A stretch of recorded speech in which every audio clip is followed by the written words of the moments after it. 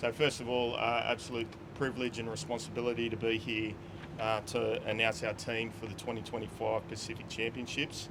On behalf of our Rugby League Samoa board and our president, Hugh Punavasa Vasa, staff, players current, past and present, we would like to take the opportunity to name our Toa Samoa squad for the first test of the 2025 Pacific Championships, which is in Auckland, New Zealand at Go Media Stadium.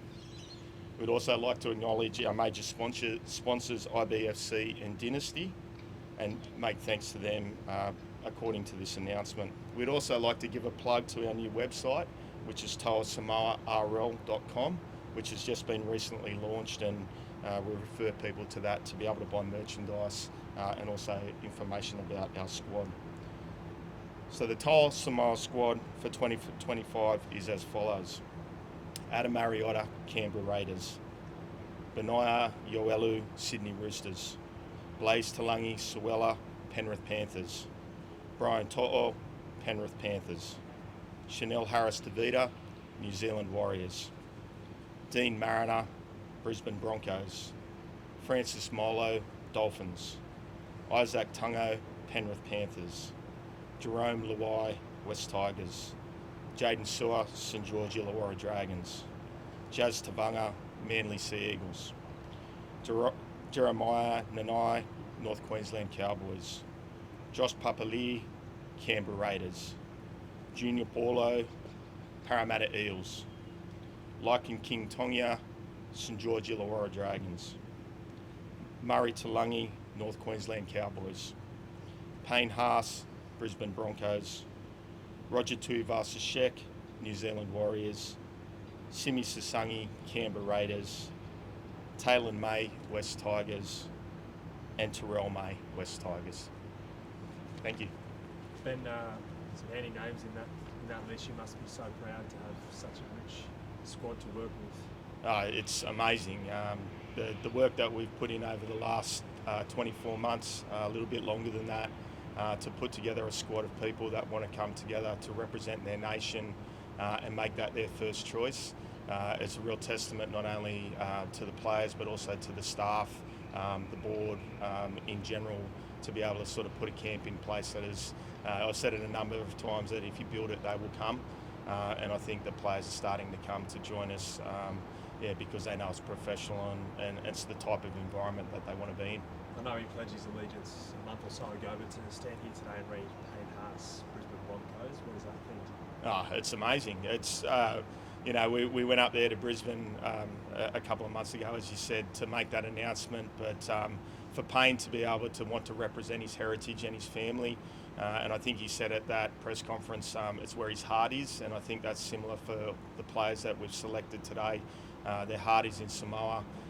And they'll represent that to the best of their ability come next weekend. Have you had to get on the phone and make sure he's all good to go after Sunday? I think he must still be celebrating.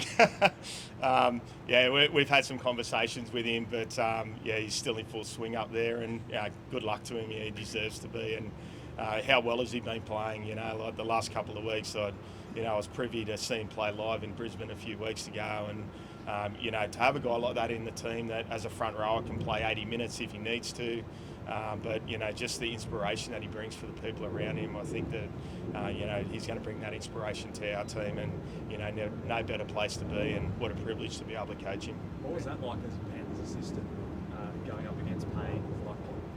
It's like it is for every other team. It's intimidating. It's quite overwhelming because you know what he's going to bring, and I know even on the weekend he brought brilliance, and he brought things that other people can't do. So I'm looking forward to him doing that in the blue jersey. Benny, how close do you think you were to signing Tino for Malawi as well? And what was your dialogue with him? And I suppose, can you understand why he's pledged allegiance? I definitely can understand why he's pledged his allegiance to Australia at the moment. That's where his heart lies, and where he wants to represent. And as we've said the whole way along about all of our players, as we have with players that have joined us over the last sort of 24 months or so, players will choose where they want to play. We'll respect that, and at the end of the day, that just is how it is in rugby league at the moment. And we're happy for Tino to do what he thinks is right. We're very happy with the team that we've got, and you can see some of the names in that list. We've got an array of Origin players. We've got an array of players that have played grand finals. A number of players have won a number of grand finals in our team. We've got big game players, and that's what we want. What impact can Payne have? Sorry, not only just on the field, but in terms of young kids wanting to come through, who always had eyes on kangaroos, but as the best prop considered in the game. Yeah. Like to now see him included. I think that was one of the things that him and I discussed, was that legacy piece around the influence that he can have on younger kids, boys and girls coming through, to not only play rugby league, number one, but also to play for Samoa and put the blue jersey on. I think, Payne does that for Australian players as well, but to also be able to do it for young Pacific Islander kids that are coming through and wanting to represent, I think it's just changed the climate of the way things are done. And, that's happened with guys like Roger in the past, and Jeremiah as well, when they've come and joined us, and Murray. They've all made the same choice, and I think that it's inspirational for young kids to be able to give themselves a different choice, to go out and go, well, you know what, I want to represent Samoa, and other people have done it before me, and there's no reason why I shouldn't. When you look at like Blaize and Jarome as your half, right, how much of a evolution is that from, say, where Samoa were 5-10 years ago? Because Haas was always the challenger. It was, yeah. Yeah, I think that we've been really lucky over the last few years that we've been able to foster some combinations in our team, which was sort of what I said from the moment that I was able to take the privilege of getting the coaching job, was that we were going to foster combinations, bring younger guys through, so that by the time we got to the World Cup, a number of people have said a few times, hooker and halves have always been an issue for Samoa, but we've worked really hard in the background to make sure that that's not. And another example of that for this tour is that young Lycan gets an opportunity to be part of the squad, because we do see that as something that's important, is growing that talent. A lot of people probably don't see the skill and the capabilities that some of those players have in the NRL, and now we've seen that over the last few years. We've had a lot of communication with those younger guys like Deine playing at the Roosters. We're starting to get opportunities where guys playing those key spine positions, playing at an NRL level on a week-to-week basis, and it's great for us as a nation, because now we have a situation where we're not chasing those types of players. Those players are putting their hands up and challenging to be selected in a side like this. And so to go back to Blaize and Jarome, like to be able to have two elite players, an elite state of origin player, grand final winner, and then an up and comer that's playing in a great system, in a great team, played the majority of the year in the NRL, and he's an excitement package in Blaize. I think that we're in a very good position there. You mentioned the World Cup there, and I know expecting the last year or so, a lot has been, like saying, building towards the World Cup and getting guys in the squad who will be there in 2027. Yeah. Do you feel like now you've built a squad, and there's a few injuries here like Critter will not come back, Spencer? Do you feel like you've built a squad now to win a World Cup? I think that we're in the process of still doing that. I don't want to talk too soon. Like, we're coming up against New Zealand, we're coming up against Tonga, two teams that have been great form on the international stage over the last few years, and we're not silly. We understand the challenge that we have ahead of us. Our nation has been put in a position where we haven't won against Tier 1 nations a lot in the past, so we're willing to put our sort of foot down this time around and go, that needs to change, and to have a strong team that has great NRL talent in it as well, that puts us in a great position to be able to make those changes that we want to make. And when you look at your squad, Tonga's now their state, New Zealand as well, I feel like we always kind of talk about whether this can reach origin levels and whatnot, but we look across the board, the squads and I guess the demographics of where these games are being played. Do you feel like this series will reach origin levels and crowds, atmosphere, and tempo? But you get what I'm saying, right? I think so. Yeah. We went to New Zealand 2 years ago to play New Zealand, and I've never seen so many flags and jerseys in a stadium in my life, and I was lucky enough to come back here and see Australia play Tonga last year, and I saw the same vibe and same scenario. So I can't wait to see Samoa play Tonga in Brisbane in a few weeks' time, and see how that goes. That's going to be one of the highlights of my coaching career, I think. Obviously that's looking forward a little bit, and we've got a really big match to play in New Zealand first, and I can see the match in New Zealand being the same. big crowds, prolific crowds that really want to support their nations. People get behind their boys and have a lot of love for the players and what they do for their nation. I think it's a brilliant spectacle for our sport, and we need more of it. You mentioned Critter. How far away was he from being available? I'm not sure about that. He's unavailable. That's something that you'll need to ask his club. Back to Blaize. Obviously, he replaced Romeo at Penrith, but how much can someone like Blaize learn off Jarome in a month? Just chewing his ear, playing alongside him, training, etc. I think he can learn a lot. We went to England last year and they had 3 weeks together. Blaize was just coming into the team at that stage, so he sort of came off the bench in the first test match and then started in the second test match over there. He would say to you, if you asked him that question, that in that space of 2.5 weeks, he learned a lot, not only around how to play at a test match, but also how to prepare for a test match. I think all of you guys sort of would acknowledge it's a very different preparation to an NRL preparation. There's a lot of hype around it. There's family hype, community hype, which is what we want. But then there's also other things to sort of take into account on game day that don't normally happen at an NRL, like anthems and war dances and all of that sort of stuff. And for a young player, that's a lot to take in. And for Blaize to be able to sort of sit with Ramey and work through that last year, as well as a number of the other senior players, I think they learn a lot in this space of time. And that sort of leans to why we've got guys like Deine and Lycan in the team as well, so that they can learn some of that stuff this year and take those lessons forward and their good form forward into either this tournament or the World Cup next year. So it's sort of like putting some small pieces in place to be able to prepare for that. At the other end of the scale, Josh Papalii came out of retirement in the Origin arena. Yeah.